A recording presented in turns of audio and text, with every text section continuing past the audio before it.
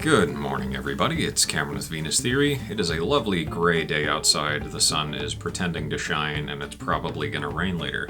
So hopefully this means that there's going to be nobody outside while I run around recording random sounds like a jackass. So in this episode of Morning Coffee with Cameron, we're here to resume the sound design series, and today we're going to be going out into the real world where there's people, and it's terrifying to record some samples, and then we're going to be processing them in the next video and cataloging them and so on and so forth. So here we go.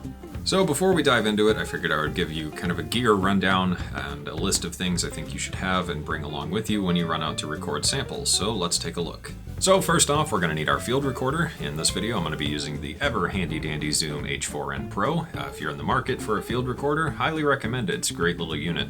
I've got two small diaphragm condenser capsules up top here and two mic inputs on the bottom if I want to use a different microphone.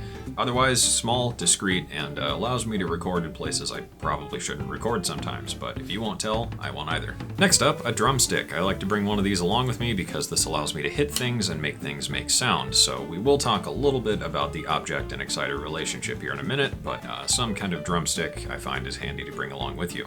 Now, in this video, I won't be bringing these along, but I have two microphones I recommend you pick up, just because I find these pretty handy and easy to use when an external microphone is needed, and if you bring a boom arm along with you, sometimes you want to mount an external microphone on it. So the first one I like to bring along is the Stirling Audio S30. This is part of the SP5030 kit. It's very cheap, small diaphragm condenser, does a really good job at picking up kind of fine, detailed sounds, and it's pretty cheap, like I said, so if it gets destroyed, it's not really a huge loss to me. Speaking of destruction, the other microphone I like to bring along with me is a Shure Sm57. This is a great microphone for capturing high SPL sources, and it's all but indestructible, and you can use it to kill a bear if needed. So this is a great mic to bring along in more risky situations or sounds that are really, really loud that could potentially damage and or just not be picked up all that well by the Zoom H4n Pro. So on the note of the object and exciter relationship, we're going to have a quick demonstration of this just because this is something to keep in mind as you go out recording samples. This is my object and this is my exciter. Simply put, the object is a thing that makes noise and the exciter is a thing that makes the thing make the noise. So right here I've got the case for the Zoom H4n Pro and I have a drumstick. If I hit this, it sounds like this. Now where I hit this, how hard I hit this, and what I'm hitting this with all produce a different sound. So we have the drumstick sound, which sounds like this.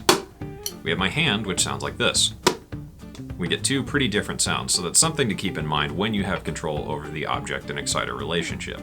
In the case of ambiances, like when it's raining outside or passing traffic or things like that, you don't really have control, but in situations where you do, definitely try out a couple different things just to see what happens. And so now I think it's time to finish our coffee and head outside. Alright, so to kick things off, we're out here in my garage, and conveniently all of the lights were burnt out, so I had to bring in some lamps and stuff so you could see what I'm doing. But basically we're going to start out here because there's a couple big metal things and other various objects that should work well for that kind of big metallic sound and the more industrial side of things, as well as a lot of dead leaves and whatnot on the floor to make good foley crunchy stuff with. So let's go ahead and get recording.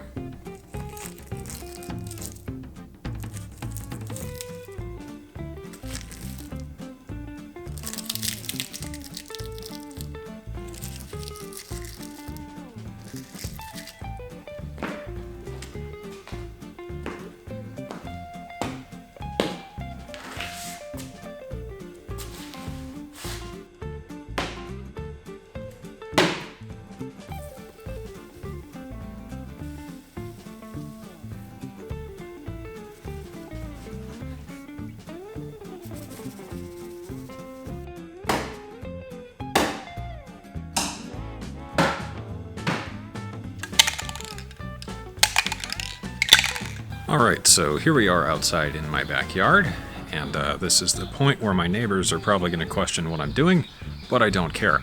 So we've got some wind, which is something we're going to have to deal with while recording, but whatever, and hopefully the audio is fine in the video. So I think first off we're going to probably play with some of the rocks. I've got a big metal shovel.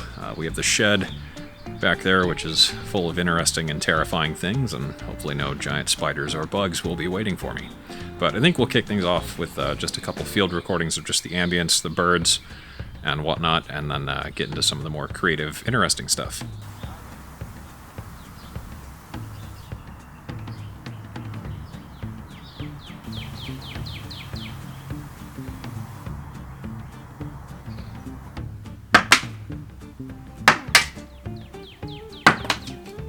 So at this point in my journey, I've realized that the wind is pretty much ruining everything. So we're here in the shed where there's a bunch of paint cans and other random assorted items that we can make some other noises with. And then I think we might pick this up on another day when it's a bit less windy, or wait until later to resume some of the outdoor stuff. But for now, we're going to bang around on some stuff in here, make some noises, and hopefully get something good.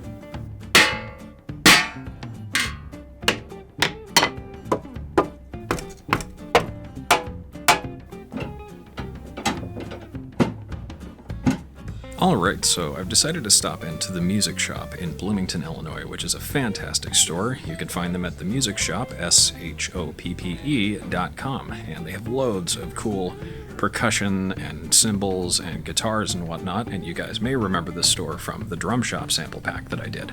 So we're going to run around and get some kind of world percussion and other elements that we can use in this pack, as it's too windy outside today to record anything usable. So we'll probably resume the outdoor recording sessions tomorrow. So let's go ahead and get started.